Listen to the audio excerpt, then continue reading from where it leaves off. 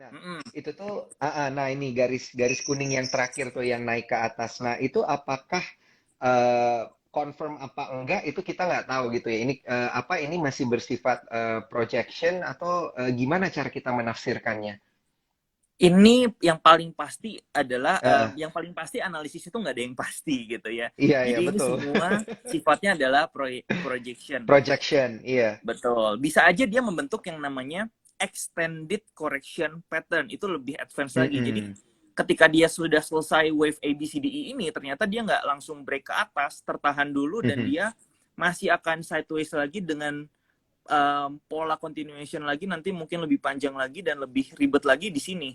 Ini juga bisa terjadi, kayak gitu. Oh, Baru nanti ke atas. Ini juga kadang-kadang oke. suka terjadi. Jadi memang kita boleh punya view, tapi tetap kita harus bisa adaptif dengan apa yang terjadi di market, kurang lebih seperti itu. Karena kan price actionnya Iya. kita kita cuma bisa tahu saat ini sampai sini aja. Kita nggak tahu Mhm. apakah nextnya bakal terjadi extended correction pattern atau enggak. Kurang lebih kayak gitu sih. Mhm. Oke, nah ini dia nih, really really wise Bro Andi. Karena kan kita biasanya kalau ngelihat proyeksi itu hanya dari satu sisi gitu ya. Ini bakal seperti ini, tapi kita lupa bahwa segala kemungkinan itu kan bisa aja terjadi gitu kan. Tadi Bro Betul Andi lah. juga ada sempat bilang karena memang semuanya itu nggak pasti. But anyway, yang penting kan kita punya view dulu gitu ya terkait dengan Ya. pergerakan market selanjutnya maunya seperti apa. Nah. Tadi mohon maaf Bro Andi, saya matiin comment sectionnya karena banyak yang minta comment sectionnya ditutup dulu supaya kita Nggak semua apa-apa. bisa ngelihat tarik-tarik garisnya Bro Andi. Nah, Boleh. selanjutnya nih kita ingin bertanya terkait dengan tadi IHSG udah jelas banget view-nya seperti apa. Akhir tahun semoga bener-bener garis kuningnya itu skyrocket ya. Ya, amin. Jangan kena resist lagi. Berarti most likely kalau memang pergerakannya bisa cukup signifikan seperti itu, apakah artinya kita swing trade sama emiten-emiten big cap saja gitu? Karena kan kita udah ngelihat nih ya gambaran besarnya IHSG seperti apa dan penggerak IHSG kita tahu nih big cap 10 big cap perbankan, ada teknologi juga di sana. Nah, pandangan Bro Mm-mm. Andi seperti apa? Oke, sebenarnya yang paling ideal ketika memang indeksnya itu kembali rally lagi dan bullish adalah kita memang trade di saham-saham yang penggerak indeks ya, atau penggerak IHSG, kurang lebih seperti itu. Jadi memang untuk saat ini kalau misalkan kita sebagai swing trader, kalau nggak salah saya sempat baca satu quote dari salah seorang swing trader ya. Jadi mereka bilang bahwa di market itu kurang lebih 20% aja bullish trend itu, sisanya adalah Mhm. sideways. Nah, jadi memang 20% ini adalah momen-momen yang memang kita sebagai swing trader itu harus manfaatkan dan agresif. Dan biasanya Mhm. 20% ini bisa memberikan gain portofolio ke kita itu sampai 80%. Kalau kita tahu prinsipal Pareto Principle ya, 80%, 20%. Artinya cukup 20% aja sebenarnya kesempatan kita untuk bisa gain 80% daripada apa yang kita dapetin. Jadi memang Mhm. saat ini kalau dibilang apakah saham-saham blue chip atau big caps yang menjadi fokus ketika nanti dia rally lagi, tetap perlu diversifikasi. Sometimes Iya. ada beberapa sometimes ada beberapa penggerak indeks yang punya pola pergerakan yang mirip. Kita sometimes bisa juga cari sektor second liner yang juga menarik dan bisa kita tradingkan di situ. Jadi balik lagi Mhm. bagaimana kita meracik portofolio kita agar tetap secara risk profile atau resikonya itu tetap bisa minim. Kalau misalkan dia punya kecenderungan karakteristik pergerakan yang mirip, jangan pilih salah satu aja deh. Pilih yang lebih risk to rewardnya lebih bagus atau secara Iya. likuiditasnya lebih bagus, itu bisa dipilih. Tapi bisa juga diversifikasi dengan saham-saham misalkan di sektor energi yang juga saat ini sedang bullish, untuk masuk ke portofolio kita. Kurang lebih kayak gitu sih. Menarik menarik sekali nih, Bro Andi. Tapi sebelum kita lanjutkan lagi, saya ingin ingatkan para cuan troopers dan juga smart traders untuk screenshot Instagram live kita pada malam hari ini dan jangan lupa tag ke Sukor Sekuritas dan juga tag ke Instagram Andi Senjaya, tag ke Instagram saya juga boleh. Nanti kita akan repost semua untuk mendapatkan buku Merdeka Finansial dengan Investasi Saham karangan Bernardus Wijaya, CEO dari Sukor Sekuritas secara cuma-cuma begitu ya. Jadi jangan lupa di screenshot dan di tag ke kita bertiga. Oke, Bro Andi, kita tuh pengen tahu nih cara screening saham atau cara screening emiten atau mungkin cara pilih eh, gimana ya? Karena kan Bro Andi ini nggak cuman trade di saham aja nih, kayaknya di mana-mana juga gitu ya. Cara screeningnya selama ini seperti apa sih? Apakah melihat dari pattern doang, chart pattern doang, atau ngelihat dari sisi volume, atau ngelihat dari sisi sektoral, atau ngelihat dari sisi story dari makro dan juga mikro, atau seperti apa nih?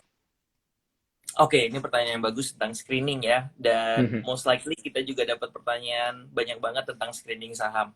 Yang Iya. pasti satu yang perlu kita perhatikan pertama adalah selalu kita melakukan screening juga secara top down. Ya, jadi kita lihat dulu sebenarnya pertama indeksnya. Indeksnya saat ini apakah bergerak bullish, trennya atau bearish atau sideways. Nah, kita udah tahu sebenarnya saham-saham apa aja sih yang menggerakkan IHSG tersebut. Biasanya kalau IHSG-nya lagi bagus, kita langsung bisa fokus untuk lihat saham-saham yang penggerak IHSG.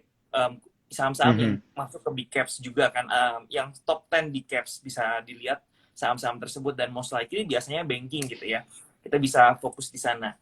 Kemudian kalau misalkan IHSG-nya ternyata lagi kurang menarik gitu ya, atau IHSG-nya lagi sideways kayak gini, mungkin salah satu cara untuk screeningnya adalah kita bisa coba gitu ya, setiap hari kita lihat secara top movernya seperti apa, atau top value-nya, apakah ada saham-saham yang tiba-tiba secara value-nya naik dan juga secara gain-nya juga naik. Biasanya kalau itu dua confirm, value-nya tinggi, kemudian gain-nya juga tinggi, artinya secara candlestick-nya bakal menciptakan sebuah bullish candlestick dan secara volumenya juga akan meningkat gitu. Biasanya itu ada opportunity, sometimes ada opportunity, kurang lebih seperti itu.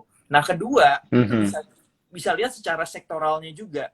Kita mau lihat saat ini sektor apa sih yang sedang dalam sebuah bullish trend. Dan kalau Mhm. lately, kalau kita perhatikan, itu sektor energi masih salah satu sektor yang terkuat gitu ya di Indonesia, karena memang kita notabene merupakan negara yang negara energi ya, atau negara Mhm. ini juga ya, negara Revenue-nya dari komoditas. komoditas, iya. Betul Heeh. banget. Jadi itu juga yang menjadi salah satu sentimen positif untuk perusahaan-perusahaan atau saham-saham emiten di sektor energi sendiri. Nah, ketika kita sudah tahu sektor yang menarik gitu ya, kita langsung bisa screening dan mencari ininya ya, leading stocks-nya. Artinya kita mau mencari stocks yang paling bagus di antara stok-stok yang lain atau saham-saham yang lain di sektor tersebut. Jadi kurang lebih seperti itu cara kita screeningnya, kurang lebih lah Mhm. seperti itu di awal kayak gitu. Oke, oke, oke, oke. Tidak terlalu rumit gitu ya. Yang penting Ya, tidak. gimana cara kita menafsirkan dan gimana cara kita punya strategi untuk trading yang benar gitu ya. Termasuk dengan mengatur ini nggak sih, Bro Andi, mengatur porsi. Bener nggak sih? Kan kadang kita nggak harus all in langsung, kadang kita cuman berapa persen aja gitu. Nah, buat Bro Andi sendiri ini ada nggak nih pandangannya kalau kita udah gambar-gambar nih ya, kita pakai view dari Bro Andi sendiri, masuknya itu biasanya harus berapa banyak nih? Kalau yakin seyakin-yakinnya, apakah langsung 100% atau seperti apa? Oke, yang pertama porsi portofolio. Jadi pertama kita tetap harus sesuaikan strategi kita terhadap kondisi daripada market saham secara keseluruhan. Kalau kita tahu mungkin dalam 2 atau 3 bulan belakangan saat ini kita berada di dalam fase yang sideways, otomatis porsi portofolio kita di market saham, kalau bisa nggak 100% saham, dan ini bukan kalau bisa ya, maksudnya is better untuk nggak 100% di saham. Kenapa? Karena pergerakan saham-saham pun kalau kita perhatikan itu mulai terbatas Mhm. gitu ya, nggak seperti ketika market sahamnya itu sedang di dalam keadaan yang bullish. Tapi adalah suatu kesalahan menurut saya ketika market sahamnya itu memang lagi bullish banget dan confirm, Tapi kita saat itu tidak dalam 100% saham gitu ya portofolio kita. Jadi kalau misalkan kondisi kita saat marketnya bullish nggak dalam 100% saham, sometimes Mhm. itu adalah momentum sebenarnya yang harus kita manfaatkan sebagai swing trader. Nah, yang salah adalah ketika kita selalu all in, maksudnya all in saham di Iya, saat IHSG-nya bullish dan juga di saat IHSG-nya sideways atau bearish gitu. Jadi di setiap kondisi market kita selalu bersikukuh untuk mencari saham apa sih yang kira-kira bisa naik, saham apa sih yang kira-kira bisa naik. benar. Nah, itu sometimes itu alasan kenapa di tahun kemarin di 2021 kalau nggak salah ya, ketika rally-rallynya, kalau nggak salah 2020 atau Mhm. 2021 ya, ketika saham itu rally-rallynya kurang lebih 30% IHSG. Kemudian koreksinya itu sebenarnya IHSG cuma sekitar 10%. Tapi udah banyak Iya, retail yang istilahnya stress out. Kenapa? Karena mungkin porsinya udah tahu marketnya mungkin ada koreksi sebentar, tapi nggak mengurangi porsi portofolionya menjadi cash gitu ya. Tetap di saham mhm. 100% dan mungkin mencari saham apa lagi nih next yang bisa naik dan segala macam. Di samping itu kondisi marketnya sedang tidak mendukung. Nah, itu yang mengakibatkan mungkin sebelumnya kita bisa profit, tapi ternyata profitnya bisa tergerus semua atau bahkan malah minus gitu portofolio kita Mhm. dari sebelumnya. Bahkan padahal secara data IHSG kita itu naik 30% dan koreksinya mungkin cuma 10% aja. Seharusnya walaupun Mhm. kita sempat ada loss sedikit atau rugi sedikit, harusnya turunnya juga kurang lebih 10% aja gitu, nggak banyak-banyak. Tapi sometimes sampai portofolio kita habis, profit kita yang kita sebelumnya dapat Mhm. habis atau bahkan jadi minus kayak gitu. Oke, oke, menarik sekali nih, Bro Andi. Nah, ada banyak sekali pertanyaan juga yang sudah masuk di sini di kolom question and answer. Jadi buat para cuan troopers dan juga smart traders, kalau mau bertanya harus lewat section question and answer ya, karena dari section komen ini ada banyak banget nih komentar-komentar dari para cuan troopers dan juga smart traders. Nah, tapi saya pengen bahas tiga emiten nih. Tadi soalnya saya ada posting di story nih. Mohon maaf nih Bro Andi. Saya udah kasih heads up ya lewat story ya. Itu the most Boleh, boleh, traded boleh. stock. Iya, the most traded stock hari ini ya. Kita lihat ada Bumi gitu, ada Astra International, kemudian ada BMTR gitu. Nah, ini kalau kita bagusnya kita lihat dari sisi mana nih, Bro Andi? Apakah dari sisi technical gitu, dari sisi volume udah pasti mendadak volumenya terbang tinggi. Something must be happening to this stock gitu. Tapi sebelum kita mendengar informasi resminya gitu ya dari Bursa Efek Indonesia ataupun dari media, bisa nggak nih Bro Andi kasih lihat kita dari sisi teknikal itu seperti apa, prospeknya nanti seperti apa? Saham apa dulu nih yang pertama kita Bumi lihat dulu deh, dulu? yang nomor satu. Yang nomor satu tadi soalnya Bumi. Bumi dulu ya, oke. Iya, Ini udah kelihatan ya. Oke, kita ke bumi ya. iya. Oke, ini sebenarnya kita mau coba dulu analisis di weekly time frame ya, seperti yang kita bilang. Kita mau coba untuk analisis dari bigger picture-nya dulu seperti apa. Nah, kalau kita perhatikan memang saham bumi ini sempat tidur di harga 50 ya beberapa waktu kemarin di tahun 2020. Kemudian sempat naik luar biasa sampai 156, kemudian kembali turun lagi secara signifikan kalau kita lihat di sini. Dan saat ini kalau kita perhatikan ini udah mulai naik lagi. Kalau kita perhatikan secara volume yang ada di bawah sini, Iya. kondisi volume yang sebelumnya dengan yang sekarang itu jauh berbeda. Artinya transaksi atau pertukaran barang Mhm. di mulai dari bulan Maret di sini itu udah jauh lebih besar daripada volume Ah, ketika waktu itu bangun dari 50 kayak gitu. Jadi ini ada peningkatan volume ya dibandingkan volume yang ah, sebelumnya. Artinya ada indikasi buying power yang lumayan tinggi di sini. Ketika volumenya ini tiba-tiba spike melonjak ke atas dan melebihi volume yang sebelumnya terjadi di sini. Nah, kalau kita coba untuk analisis lagi di daily time frame, mhm. sebenarnya ini menarik. Ketika dia sempat ARB lagi ini turun beberapa kali, kemudian yang signifikan ini menjadi start awal indikasi adanya buying power yang besar gitu ya di harga 50 di sini ya. Nah, kemudian bertahap dia itu membentuk sebuah bullish structure juga kalau kita perhatikan di sini. Jadi memang ini ada indikasi buat bumi ini kembali naik lagi gitu ke atas. Nah, kalau kita perhatikan di sini juga ada sebuah pola ya sebenarnya. Kalau kita coba lihat di sini kita bisa tetapkan sebagai area resistance. Nah, di sini area resistance, dan beberapa kali area resistance yang di harga 72 ini sempat membuat adanya rejection ke bawah. Ini 1, ini 2 ya. Tapi yang menarik adalah ketika dia turun ke bawah atau mengalami koreksi, koreksinya itu beberapa kali lebih rendah lagi daripada yang sebelumnya. Jadi kalau yang sebelumnya itu koreksinya dari atas ini mungkin 27%, next koreksi dari support ini mungkin kurang lebih hanya 18% aja, kurang lebih di sini. Jadi mengecil gitu, menipis.